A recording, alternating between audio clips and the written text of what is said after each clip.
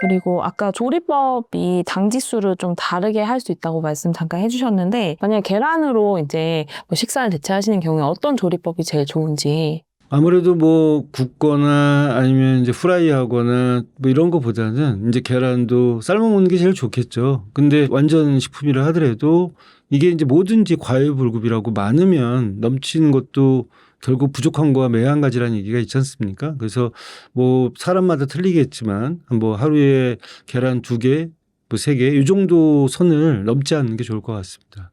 고기가 몸에 안 좋다는 인식이 되게 많아가지고 채식을 하시는 분도 되게 많은데 채식은 그럼 당뇨병에 좀 더 좋은 습관이라고 할 수 있을까요?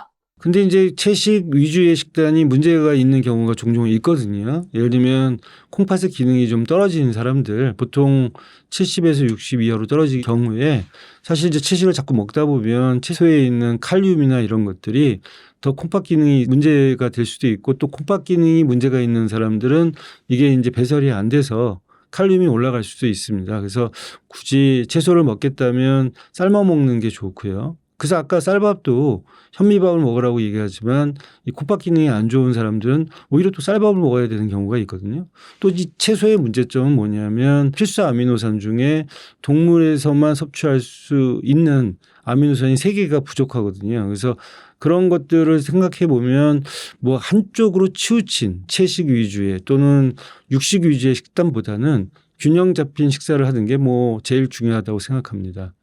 그 콩이나 두부 같은 식물성 단백질로만은 말씀하신 그게 채워지지 않는 건가요? 그렇죠. 식물성 단백질만큼은 이제 다 채워줄 수 없는 부분이 있기 때문에 만일에 이제 내가 도저히 그 뭐 육식을 하기 어려운 상태라고 하면 그런 어떤 부족한 어떤 영양소는 뭐 이제 우리가 영양제로 보충해 주는 방법이 있는데 그런 게 아니고 단지 그냥 식물성 단백질 또는 식물성 식사로 모든 걸 채울 수는 없다고 볼 수 있겠습니다. 이제 고기로 치면은 동물성 단백질은 다 이제 필수 아미노산은 다 갖고 있고요. 근데 이제 뭐 예를 들면 우리도 그 근육도 붉은 근육이 있고 근데 하얀 근육이 있듯이 고기도 붉은 고기 그다음에 하얀 고기가 있는데 되게 이제 그 얼마만큼 포화 지방이 많냐에 따라서 붉은 고기가 아무래도 그런 쪽이 더 많으니까 등심보다는 안심 같은 거를 드시는 게 좀 포화 지방이 좀 적은 고기를 드시는 게 도움이 됩니다.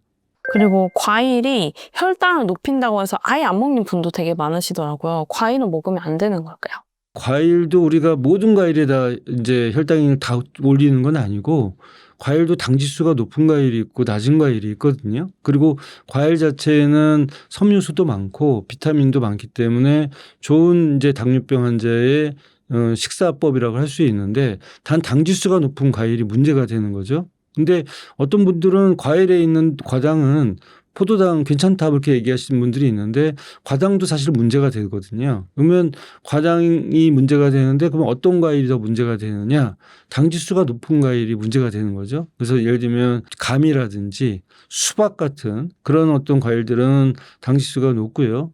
딸기라든지 뭐 토마토 같은 그런 어떤 그 과일이나 채소 같은 경우는 당 지수가 낮기 때문에 모든 과일을 먹지 말라가 아니라 어떤 과일을 먹고 어떤 과일을 먹지 않는 선택의 문제라고 생각하시면 되겠습니다. 블루베리라든지 그다음에 이제 토마토 이런 것들이 이제 항산화 성분이 많아서 그런 것들을 좀 많이 드시는 게 석류 이런 것들이 도움이 될 수 있겠습니다. 그럼 이런 과일들은 당뇨 환자분들도 드셔도 되는 과일일까요? 네, 이제 근데 문제는 드셔도 되는데 뭐든지 다 양이 문제가 또 되시겠죠. 그래서 같은 이제 과일이라도 당 지수가 낮은 과일 그리고 당 지수가 낮은 과일을 하더라도 나한테 맞는 적당한 양을 드시는 게 중요하다고 생각합니다. 그리고 어떤 곳에서는 이제 과일을 우리나라에서는 좀 후식으로 먹어서 문제다 이런 얘기도 하더라고요. 그러면 어떻게 먹는 게 좀 더? 그 아까 제가 거꾸로 식사법도 얘기했지만 이제 그 채소, 고기, 밥 이런 느낌으로 후식의 개념이 아닌 먼저 드시고 이런 것들이 도움이 될 수 있는데요. 사실 과일보다는 사실은 과일만 느낌 나는 채소 이런 것들을 조금 더 식성을 길들이는 게 중요합니다. 그래서 사실 과일도 되게 뭐 예를 들면 비타민도 많고 항산화 물질도 많고 도움이 되지만 사실 더 좋은 거는 이런 채소가 더 도움이 되기 때문에 과일보다는 채소 위주의 식단을 하시는 게 당뇨 관리에는 더 도움이 될 수 있습니다. 아침 식사로는 그럼 좀 어떤 음식이 좋은 걸까요? 아침 식사로는 일단은 만약에 뭐 바쁘거나 너무 이제 많이 드시면 부대낀다는 분들 계시면 가볍게 드시는 게 좋은데요. 아무래도 그 완전식품이라 할 수 있는 삶은 계란 같은 것들, 그 다음에 이제 유제품으로서 이제 플레인 요거트 같은 것들 드시는 게 좋고, 거기에 이제 뭐 견과류라든지 이런 것들을 좀 버무려서 드시면 뭐 간편한 아침 식사로 도움이 될 수 있을 것 같습니다. 그 아침 식사로 나는 꼭 한식을 먹어야 된다 이런 분들은 좀 쌀밥만 피하면 되는 걸까요? 뭐 쌀밥도 뭐 너무 이제 예를 들면 많이 먹지 않고 어느 정도 이제 아까 얘기했던 대로 적당한 양을 순서를 좀 바꿔서 드시면 도움이 될 것 같고요. 그 다음에 이제 아까 얘기했던 대로 이제 탄수화물이나 밥을 좀 식사의 순서에서 후순위로 먹고 아침에 시작할 때 뭐 샐러드나 이런 어떤 채소 위주의 식사를 하고 같이 이제 간편하게 뭐 삶은 계란, 그 다음에 이제 밥을 조금 드셔도 도움이 될 것 같습니다. 그리고 아침에 꼭 국을 드시거나 찌개를 드시는 분들 거기에 있는 이제 채소는 건져 먹더라도 국물까지 이렇게 들이마시고 이러면은 짠 음식이 또 혈압도 올리지만 이게 또 혈당도 올리거든요. 그래서 이제 그런 것들을 좀 지양하는 게 당뇨에 좋은 식사라고 할 수 있겠습니다. 서양식 식사로는 아침에 그 빵이랑 뭐 소세지 이런 거를 먹잖아요. 이런 거는 그럼 좀 좋지 않은 그렇죠. 소세지도 되게 염분이 많은 식사이기 때문에 가급적이면 좀 저염식을 드시는 게 도움이 되고요. 서양식 조찬에서도 이제 채소 위주의 샐러드 위주의 식사를 좀 하시면 도움이 될 것 같고요. 빵도 이제 여러 가지 우리가 흰 식빵보다는 현미 식빵, 현미빵 이런 걸 드시는 게 도움이 됩니다. 궁금한 게 이제 당뇨 전문가이신 원장님의 아침 식사 메뉴가 궁금한데 어떻게 드시는지. 저는 아무리 바쁘더라도 아침은 꼭 그 시간에 좀 먹으려고 하고 있고요. 일단은 삶은 계란하고 그다음에 이제 아까 얘기했던 요거트 뭐 이런 것들 위주로 간단하게라도 꼭 아침 식사를 하고 있습니다. 삼시세끼 중에서 가장 많이 드시는 제대로 된 식사를 하는 건 어느 끼니로 챙기시나요? 아무래도 아침, 점심 중에 점심, 저녁이 더 많은 편이고 뭐 특별한 일이 있고 모임이 있게 되면 저녁을 많이 드시지만 되게 그렇지 않은 날은 점심이 제일 많이 먹고 저녁은 좀 적게 먹습니다. 그래서 사실 되게 중요한 질문을 했는데 주식이라는 게 있거든요. 그러니까 주식이라는 게 메인 밀인데 하루에 그 제일 많이 그 식사를 하는 게 언제인지를 그 환자한테 의사도 물어보고 또 환자 본인 또는 개인도 그거를 아는 게 중요한데요. 나는 아침, 점심, 저녁 중에 점심을 제일 많이 먹는다든지 점심에도 방점을 찍고 먹는다든지 저녁을 더 많이 먹는다든지 이런 것들이 그 사람의 어떤 운동이나 여러 가지 생활 습관, 특히 이제 약을 드시거나 인슐린을 맞는 경우에는 굉장히 이제 메인 식사가 언제인지를 아는 게 중요하죠. 되게 이제 당뇨병을 관리하거나 당뇨 전 단계에서는 규칙성이 중요하거든요. 그래서 뭐 어떤 날은 오늘 점심을 많이 먹고 내일은 아침을 많이 먹고 하는 것보다는 그 어느 정도 그 시간도 정규성을 갖는 게 중요하고 식사의 양도 정규성을 갖는 게 중요합니다. 근데 뭐 1년 365일을 다 똑같이 할 수는 없다 하더라도 대충 이제 어느 정도 그게 일반적으로 좀 규칙적으로 그 식사 시간이나 양을 정해서 하시는 게 중요합니다.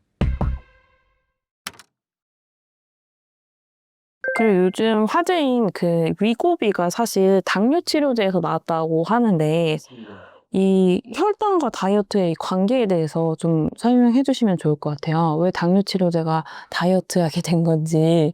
왜냐하면 이제 우리가 그 혈당이 오른다는 게 남아있는 이제 그 혈당이 결국은 지방이 되고 그런 것들이 축적돼서 체중이 늘고 비만이 되지 않습니까? 그래서 결국은 이 혈당하고 비만하고는 뭐 굉장히 뗄래야 뗄 수 없는 관계고 또 혈당 스파이크와 비만에 대한 얘기도 있고 또 이제 사실은 뭐 요즘 뭐 호르몬 다이어트 얘기를 하는데 위고비라는 게 사실은 소장 호르몬이거든요. 그 GLP-1 호르몬이라고 해서 요즘 슈퍼 호르몬이라고 얘기를 하는데 이 호르몬의 농도에 따라서 굉장히 다양한 기능을 보입니다. 그래서 뭐 예를 들면 어느 정도 호르몬의 농도가 되면 위장 운동이 억제되고 또 혈당이 떨어지고 나중에 더 이게 농도가 올라가면 뇌에 작용을 해서 식욕을 떨어뜨리고 또 비만 치료제로 쓰는 거죠. 그래서 이 스펙트럼에서 이 혈당을 떨어뜨리는 당뇨 치료제가 될 수 있고 더 나아가서는 비만 치료제가 있는데요. 그거는 이제 각각의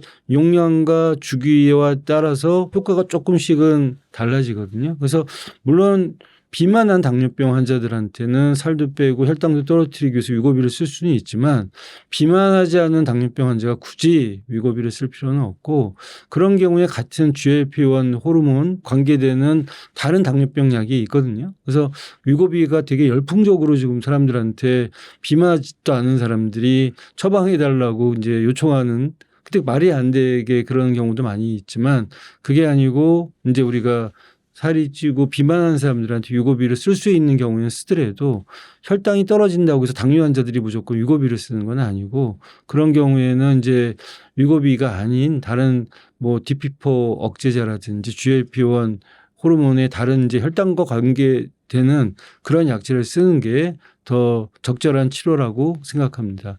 만약에 그런 당뇨를 치료하게 되면은 살도 빠지는 효과가 보통 다 따라오게 되나요?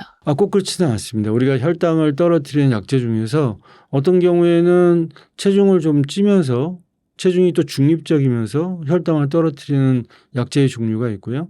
어떤 경우에는 체중을 좀 빠지면서 내장 지방을 좀 떨어뜨리면서 혈당이 떨어지는 당뇨약이 있거든요.